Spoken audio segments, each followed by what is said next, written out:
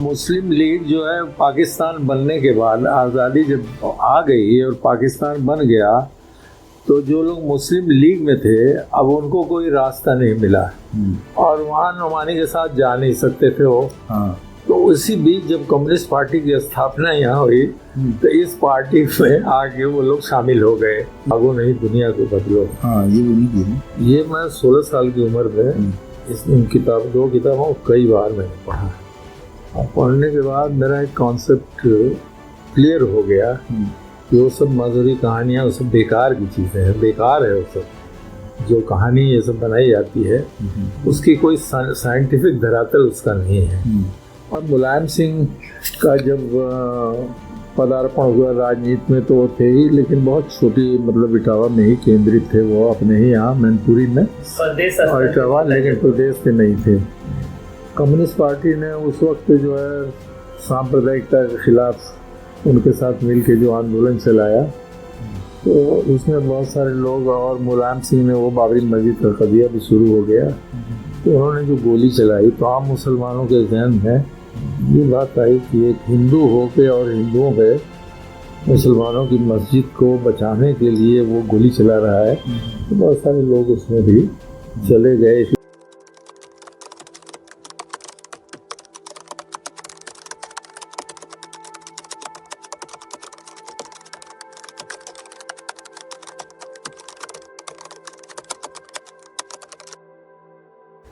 सलाम, नमस्ते, आदाब। आप जुड़े हैं पसमादा डेमोक्रेसी से और आज हम अपने कॉमरेड के साथ हैं हमारे आज हम उनके साथ मौजूद हैं और हम उनके 40 साल से ज़्यादा के अनुभव का इस्तेमाल करेंगे यह समझने के लिए कि मऊ में जो कम्युनिस्ट आंदोलन बढ़ा, बीच में अभी हम देख रहे हैं उतना प्रभावशाली नहीं है और देश में भी उतना प्रभावशाली नहीं है, तो क्या कारण रहे और क्या उतार चढ़ाव क्या रहा, कैसे इन्होंने बुनकरों समाज की जो समस्या थी उस पर बात की और वो कौन से कारण वो देखते हैं, समझते हैं, जिसकी वजह से जो आज का युवा है वो उनसे पीछे चला गया, उनकी बातों को उतना इम्पोर्टेंस नहीं दे रहा। तो बहुत बहुत स्वागत है सर आपका। सर मैं चाह रहा था थोड़ा सा हमारे व्यूअर के लिए आप अपनी ओर से अपना कुछ एक इंट्रोडक्शन दे छोटा सा। देखिए, मेरा नाम इम्तियाज़ अहमद है। अब मुझे यहाँ कॉमरेड इम्तियाज़ के नाम से लोग जानते हैं। मैं भारतीय कम्युनिस्ट पार्टी के जो सेंट्रल कंट्रोल कमीशन है मैं उसका सदस्य हूँ और नेशनल काउंसिल का भी सदस्य हूँ और मैं पिछले 58 सालों से कम्युनिस्ट पार्टी में रह के सेवा दे रहा हूँ उन लोगों की और मार्क्सवादी विचार से मैं बहुत प्रभावित हुआ हूँ। अब आप बताइए क्या। जी सर, सबसे पहला सवाल मैंने कुछ सवाल बना के लाया हूँ ताकि सर से हम सवाल जो है एक तरतीब से करें और हम कोशिश करें कि वो पूरी बातें निकल के आ जाए जो हम चाह रहे हैं। हाँ सर, पहला सवाल हमारा ये था कि आप कम्युनिस्ट राजनीति से कब जुड़े, किन हालात से जुड़े, क्यों आपने यही एक विचारधारा को पकड़ा और भी विचारधारा उस वक्त की कांग्रेस की प्रभावशाली विचारधारा थी उस टाइम में, तो कम्युनिस्टों की तरफ जाने। देखिए, ये जो मऊ नगर है यहाँ पे मेरा जन्म तो यहीं पे हुआ और यहाँ कम्युनिस्ट पार्टी का उस वक्त बहुत बोलबाला था। 1967 में जो चौधरी चरण सिंह के नेतृत्व में सरकार उत्तर प्रदेश में बनी थी तो उसमें कम्युनिस्ट पार्टी के 2 मिनिस्टर भी थे।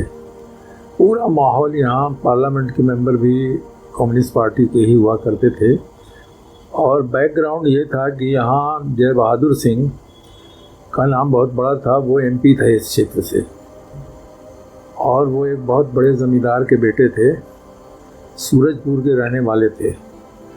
और जब वो जेल से छूटे, उनको बड़ी लंबी जेल हुई थी, जेल से छूटे तो गाँव जेल कब हुई थी? अरे फ्रीडम मूवमेंट, बहुत बड़े फ्रीडम मूवमेंट के वो सिपाही थे और उसके बाद आज़ाद भारत में भी वो जेल में रहे और जब जेल से वो आए तो कम्युनिस्ट पार्टी ने कहा कि आप जाइए और जाके वहाँ किसानों को संगठित कीजिए। वो यहाँ जब आए तो उनके वालिद जो है उन्होंने सोचा कि ज़मींदारी के कामों में वो हाथ बटाएंगे और उन्होंने कहा बाबूजी वो कहाँ है बही जिस पे किसानों के कर्जे आप लिखते हैं, ज़मीनें लिखते हैं जिस पे, और बाप बहुत खुश हुए कि लड़का ज़मींदारी कामों में मदद करेगा। उसको आग के हवाले उन्होंने कर दिया और दूसरे दिन तमाम किसानों को बुला के कहा कि अब आज से आप से कोई कर्ज की वसूली नहीं करेगा, कोई आपकी ज़मीन को नहीं देगा, आप मालिक हैं।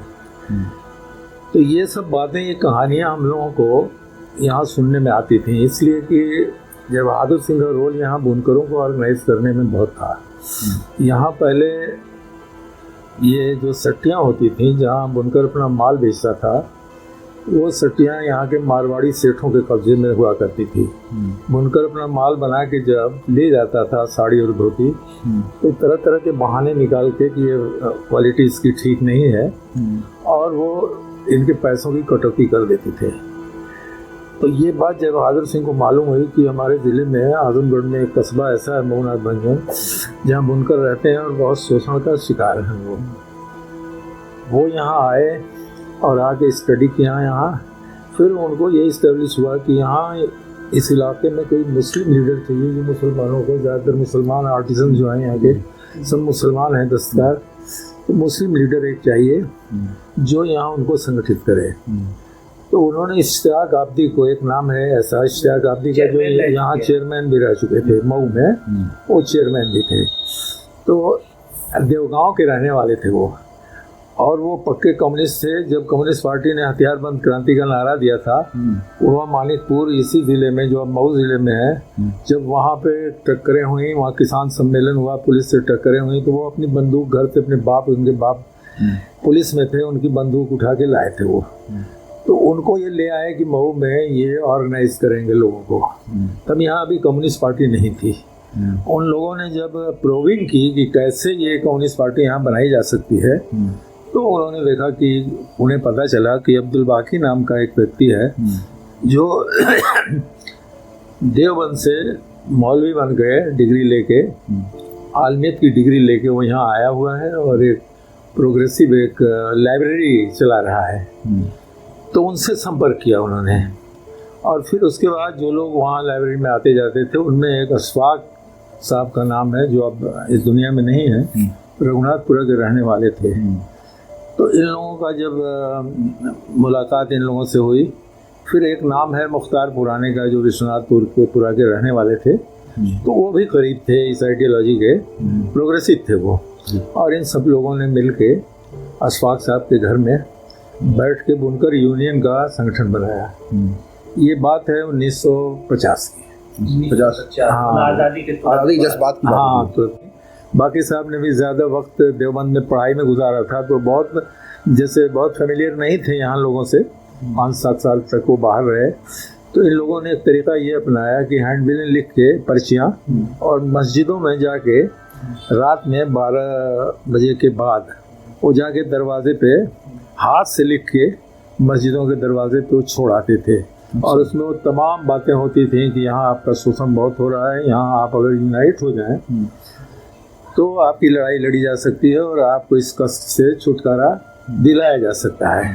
फिर उन लोगों ने तलाश किया कि भाई कौन है, कहाँ हैं हमारे जो ये मुखलिस ऐसे लोग हैं, कौन लोग हैं। तो तलाश उन लोगों ने शुरू किया, और उसके बाद फिर मुलाकात हुई वहीं रोज़े के मैदान में जो जलसा हुआ उसी के, हाँ, ताने रोज़े पे। उसके बाद इन लोगों से मुलाकात हुई। तो उस वक्त, ये तो 50 की बात है, मेरा जन्म तो 50 में ही हुआ। और मैंने जब यहाँ पे जब शऊर में मैं आया, तो मैंने देखा कि पूरे इलाके में कम्युनिस्ट पार्टी का मतलब बहुत बोलबाला है। उस वक्त तक ये यूनियन जो है, बुनकर यूनियन, यही जम हो गई थी। ये कम्युनिस्ट पार्टी में पूरी चली गई थी। बुनकर यूनियन ही, और कम्युनिस्ट पार्टी, बुनकर यूनियन हुई और फिर ये कम्युनिस्ट पार्टी हो गई। अच्छा सर, एक मैं सवाल था कि ये अब्दुल बाकी शायद अहलबीस थे ना? जी हाँ। तो एक मिजाज ये है कि अहलबीस लोग जो हैं वो ज़्यादा कट्टर होते हैं और धर्म के प्रति, और कम्युनिस्ट का एक मिजाज यही है कि लोग मानते हैं कि कम्युनिस्ट जो होते हैं वो धर्म से विमुक्त होते हैं। जी। तो यहाँ पर मऊ में ये जो काम हुआ, ये बहुत ही दिलचस्प है कि एक अहलबीस मौलाना वो कम्युनिस्ट पार्टी का लीडर बन गया, अगुवा बन गया। उन्हीं के प्रभाव से मऊ में ज़्यादा अहलबीस जो थे वो सब के सब कम्युनिस्ट पार्टी में चले गए। जी। हाँ, मैं बताता हूँ। देखिए, जब आज़ादी की लड़ाई चल रही थी, जब करीब आ गया कि अब मुल्क आज़ाद होने वाला है, तो कांग्रेस के अंदर भी बहुत तेज़ी थी, और 2 ही पार्टियाँ उस वक्त थी हमारे इलाके में, 2 ही थी। कांग्रेस की पार्टी थी, और यहाँ पे मौलाना अब्दुल लतीफ़ साहब इसके लीडर हुआ करते थे, और वो हनफी मसलक के थे। अच्छा। तो अहलदीसों और हनफियों को जानते ही हैं कि थोड़ा दूरी तो रहती ही है, टकराव है। तो अब मुस्लिम लीग जो है, पाकिस्तान बनने के बाद, आज़ादी जब आ गई और पाकिस्तान बन गया, तो जो लोग मुस्लिम लीग में थे अब उनको कोई रास्ता नहीं मिला और वहाँ नुमानी के साथ जा नहीं सकते थे वो। तो उसी बीच जब कम्युनिस्ट पार्टी की स्थापना यहाँ हुई तो इस पार्टी में आगे वो लोग शामिल हो गए। ये मुस्लिम जो लीगी थे। अच्छा। कभी कभी हम लोगों ने देखा, कभी कभी ऐसा भी मौका आया कि वो लीगी ज़हनियत उनके दिमाग पे बात चोट करती थी। जैसे बांग्लादेश का जब फॉर्मेशन हुआ तो इन लोगों को कट्टर थे लोगों के दिमाग में ये आया कि भाई एक मुस्लिम स्टेट टूट गया और इंडिया की गवर्नमेंट ने मदद किया है उसमें। अच्छा। तो अब वो लोग कम्युनिस्ट पार्टी से थोड़ा मुतनफिर होने लगे, इसलिए कि हम लोग फिर हम लोगों ने कम्युनिस्ट पार्टी को यहाँ पे बांग्लादेश की लड़ाई का समर्थन किया था यहाँ से किया। तो कुछ लोगों ने तो फिर उनको बताया गया कि भाई देखिए अब इस तरीके से पाकिस्तान बन गया, मुस्लिम लीग का कोई वजूद नहीं है यहाँ पे। वो केरल में एक इंडियन मुस्लिम लीग है तो हिंदुस्तान के संविधान के फ्रेमवर्क में वो काम करती है, यहाँ नहीं है और आप लोगों के पास कोई रास्ता नहीं मिलेगा। तो कम्युनिस्ट पार्टी जो आपकी रोजी रोटी के सवाल को लेकर लड़ती है तो आइए तो हम लोगों ने बनाया। उसमें इधर लोग सेठ भी थे यहाँ के जो नगर पालिका के सदस्य हुआ करते थे। तो इस तरीके से यहाँ कम्युनिस्ट पार्टी में तो वो लोग ये बड़ी दिलचस्प वजह। सर एक चीज़ इसमें और भी मैं समझना चाह रहा हूँ कि मुस्लिम लीग जो थी वो पूरी तरीके से अशराफ जमींदारों के संगठन था और उन्होंने जमींदारी बचाने के चक्कर में आज भी जमींदारी पाकिस्तान में बची हुई है। तो वो कहीं ना कहीं वो बंटवारे के पीछे उनके अपने आर्थिक हित थे, बहुत बड़े बड़े आर्थिक हित थे उनके। और जब यहाँ पे जो अशराफ बच गए तो वो जैसे कुछ आपने बताया कम्युनिस्ट पार्टी में चले गए, ज़्यादातर कांग्रेस में जम हो गए और कांग्रेस ने उनको टिकट देकर तो दोबारा से उनको क्या बना दिया, उनको लीडर बना दिया। और फिर उन्होंने मुस्लिम पॉलिटिक्स जो थी, मुस्लिम लीगी पॉलिटिक्स थी, उसको अल्पसंख्यक पॉलिटिक्स के रूप में उन्होंने उभारा। और यहाँ पर कम्युनिस्ट पार्टी का जो रोजी रोटी का जो मुद्दा था उसको उन्होंने धर्म से रिप्लेस करना चाहा। हाँ, सांस्कृतिक मुद्दों को लाके उसको रिप्लेस। इस पर सर आपकी मैं पूछना चाह रहा हूँ। ये समझा कि देश तो अब आज़ाद होने वाला है, आज़ाद हो जाएगा तो यहाँ मुस्लिम जो इंडस्ट्रियलिस्ट हैं छोटे मोटे या और जो ज़मींदार हैं इनके साथ रियायत नहीं होगी और पाकिस्तान बन जाएगा तो हमारे कल कारखाने भी वहाँ चलेंगे। यहाँ तो बड़े बड़े टाटा बिरला डालमिया ये लोग हैं, ये तो हमें खा जाएंगे। जैसे तालाब की बड़ी मछली छोटी मछली खाती है तो हमें अलग से ये होना चाहिए। ये आर्थिक कारण था पाकिस्तान बनने का।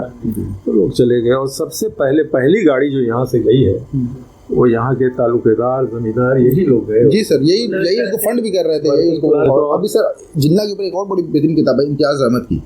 तो उन्होंने साबित किया कि जो जिन्ना थे 1940 के बाद की उनकी सारी स्पीशीज इस बात की थी कि मैं यूपी बिहार के मुसलमानों को कुर्बानी देकर भी मुझे पाकिस्तान बनाना पड़े तो मैं पाकिस्तान बनाऊंगा। हाँ था ये। तो इस तरीके से उन्होंने मिजाज बना। खैर हम इस पे बात चले जाएगी कहीं और, हमें मऊ पे ही फोकस रखना है। मऊ पे ही फोकस करना है। मैं इस माहौल से बहुत प्रभावित था शुरू में और यहाँ पे और हम लोगों की एक बात और थी कि 9th क्लास में थे तभी से लाइब्रेरी अटेंड करते थे। न्याज प्रिंसिपल जो मुस्लिम इंटर कॉलेज थे, हाँ ये मेरे शुरू से साथ पढ़ते थे 6th क्लास से। 9th में थे तो हम लोग जाते थे वहाँ पढ़ने।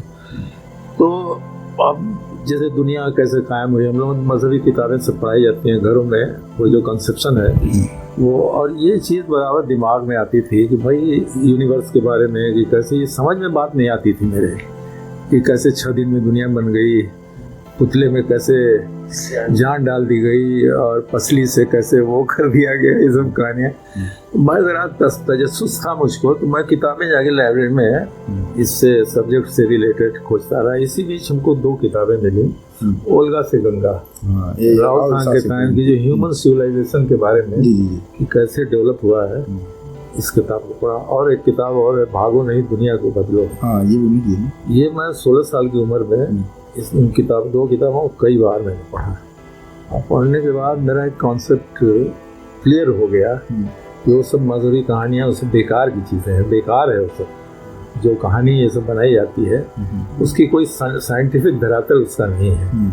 और फिर मैं कम्युनिस्ट पार्टी में आया और 17 साल की उम्र में, 17 तकरीबन 18 में मैं यहाँ एक सत्याग्रह, बैंक नेशनलाइजेशन का एक सत्याग्रह चला था। अच्छा। कम्युनिस्ट पार्टी ने 3 मांगों को लेकर इस देश में आंदोलन चलाया। एक तो प्रीवी पर्स को जब्त करो। प्रीवी पर्स जो इंडियन नेशन में ये जो मिलाया गया रजवाड़ों को और बड़ी बड़ी 450 के करीब 500 के करीब रियासतों को, तो उनका वजीफा बांधा गया और रियायतें दी गई उनको। रियायत क्या थी कि उनकी गाड़ी पे कोई नंबर नहीं होगा, उनकी गाड़ी से कोई कुचल के मर जाएगा तो मुकदमा नहीं होगा, FIR नहीं होगी, और पैसे दिए जाते थे, उससे वो अय्याशी करते थे। तो कम्युनिस्ट पार्टी ने कहा कि नहीं, इसको जब्त करो। मैडम इंदिरा गांधी उस वक्त थी, प्राइम मिनिस्टर थी, इसको जब्त करो। और बैंकों उस ज़माने में कई कोल माइंस में कई दुर्घटनाएं हुई थी, प्राइवेट कोल माइंस रहती थी। अब वो इतना कोयला निकालने के लिए वो उसकी परत ऊपर की बड़ी पतली हो जाती थी और पूंजीपति जो है उसको नोचता जाता था, आखिर वो कोलैप्स कर जाती थी। तो एक साथ सैकड़ों और हजारों लोग मर जाते थे। तो कम्युनिस्ट पार्टी ने कहा कोल माइंस का रजिस्ट्रेशन वो करो, नेशनलाइज करो, और बैंकों का नेशनलाइज करो, इसलिए कि लोग जो है अपने रिटायरमेंट का पैसा उसमें जमा करते हैं बैंकों में, और बैंक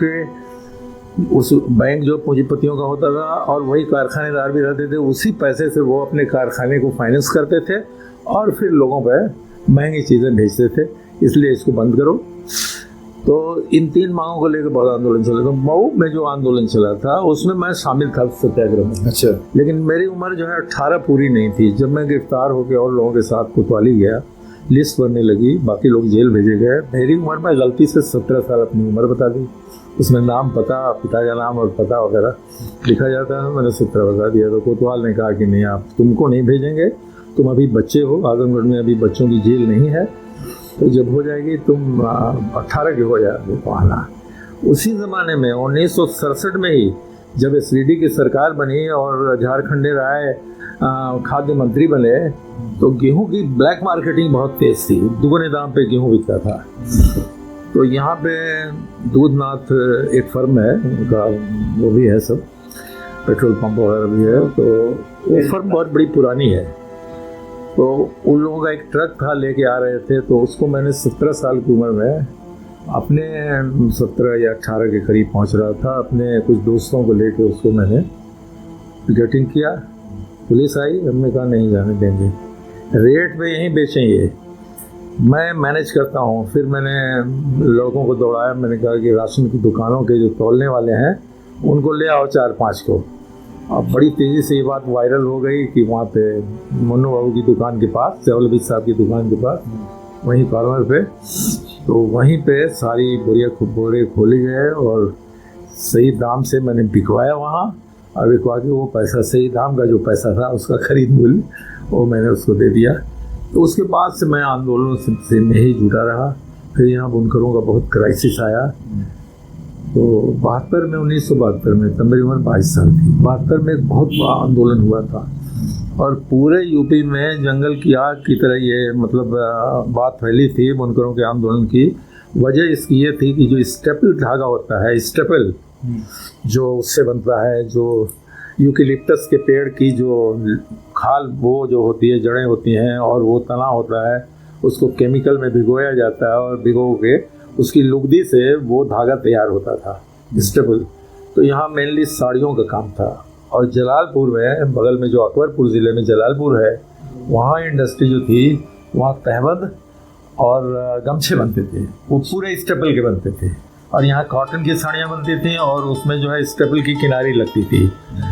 तो ये जयपुरिया के पास उसकी मोनोपोली थी पूरे स्टेपल की, और किसी के पास नहीं थी। तो उसने अचानक देना बंद कर दिया, हाहाकार मच गया पूरा चारों तरफ जलालपुर, और यहाँ पे आंदोलन शुरू हो गई। स्पॉन्टेनियस आंदोलन ये था, कोई आंदोलन के लिए नहीं गया कहने। अच्छा।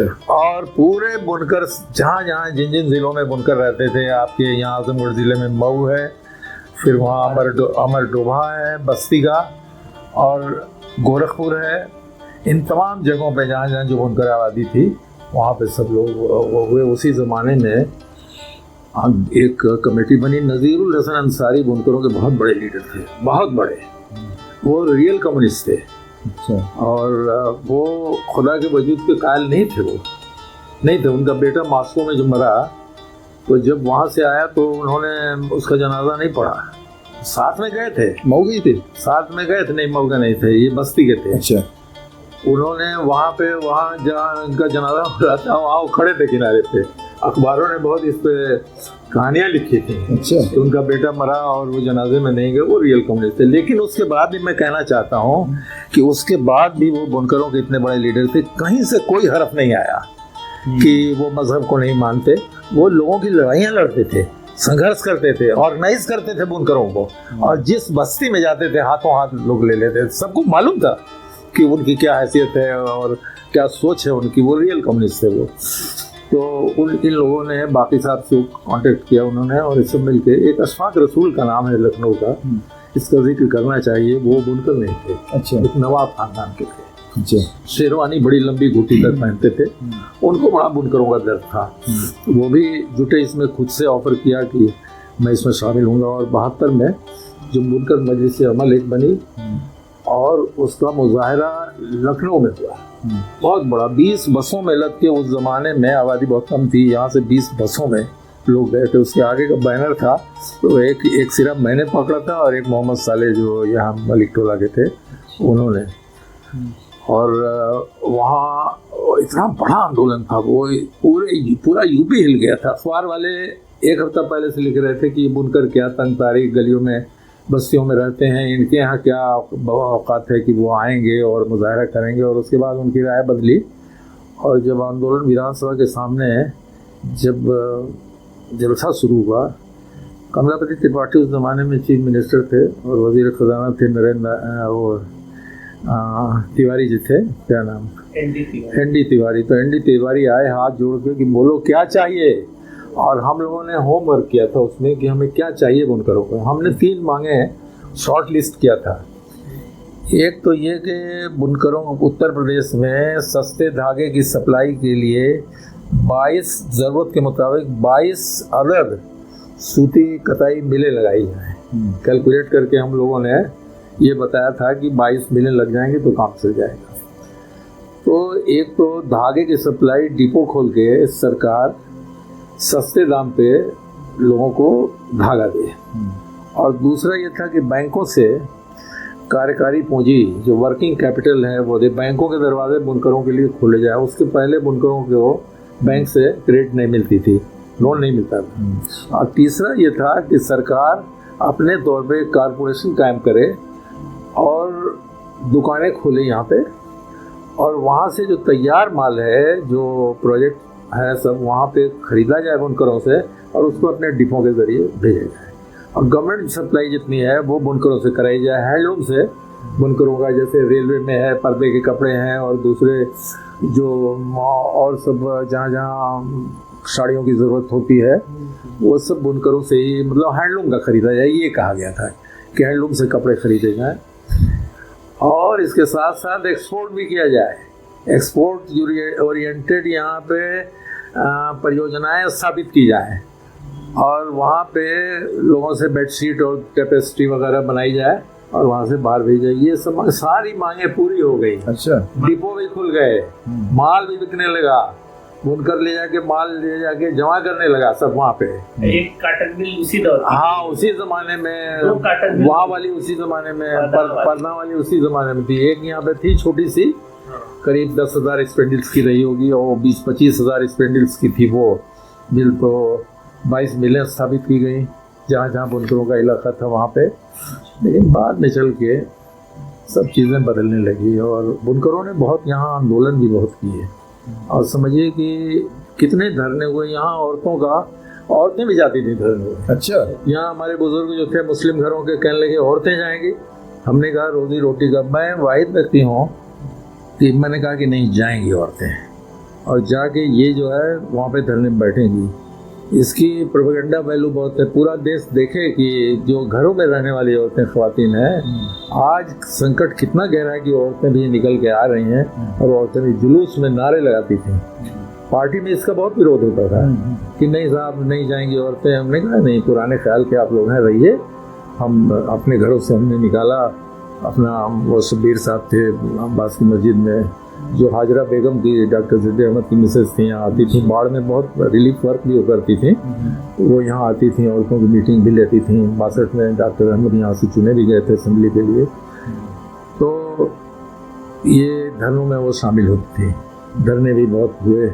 और इस तरीके से देखा जाए तो यहाँ बहुत अच्छा खासा असर था। बाद में हुआ ये, बाद में नई नई पार्टियाँ ज़ात पात के नाम पर बनने लगी, और लोग जो है फिर सबसे बड़ा मुलायम सिंह का जब पदार्पण हुआ राजनीति में तो वो थे ही, लेकिन बहुत छोटी मतलब इटावा में ही केंद्रित थे वो, अपने ही यहाँ मैनपुरी में प्रदेश और इटावा, लेकिन प्रदेश के नहीं थे। कम्युनिस्ट पार्टी ने उस वक्त जो है सांप्रदायिकता के खिलाफ उनके साथ मिलकर जो आंदोलन चलाया, तो उसमें बहुत सारे लोग, और मुलायम सिंह ने वो बाबरी मस्जिद का कदिया भी शुरू हो गया, तो उन्होंने जो गोली चलाई तो आम मुसलमानों के जहन में ये बात आई कि एक हिंदू हो के और हिंदुओं पे मुसलमानों की मस्जिद को बचाने के लिए वो गोली चला रहा है, तो बहुत सारे लोग उसमें भी चले गए। इसलिए कि आइडियोलॉजी के हिसाब से तो लोग जुड़े नहीं थे हम लोगों के साथ। हम लोग कोशिश करते थे, हमारे जो कार्यकर्ता थे तो वो तो जुड़े थे, लेकिन आम मानस जो था वो तो वैसे ही था जैसे रहता, लेकिन फिर भी हम लोगों के साथ थे। एक वाक़ये का जिक्र करना चाहता हूँ मैं कि जब संकट आया, ये मैं पार्टी ने मुझे 1985 में भेज दिया था, 1980 में सोवियत यूनियन की वहाँ की सोशियो इकोनॉमिक कंडीशन को देखने के लिए आप जाइए वहाँ। उसके पहले भी वो भेज रहे थे, लेकिन बाकी साहब जो यहाँ के लीडर थे, एक हार्ट अटैक उनको आ चुका था, तो मैं नहीं चाहता था कि उन पर बहुत बोझ पड़ेगा। यहाँ जो फॉलोइंग हमारी है वो उनके काम के सिलसिले में ये खुद जाएंगे तो बहुत बोझ पड़ेगा और कोई ट्रेजेडी हो सकती थी, इसलिए मैं सेंट्रल पार्टी के बार बार कहने पे भी मैं नहीं जा रहा था।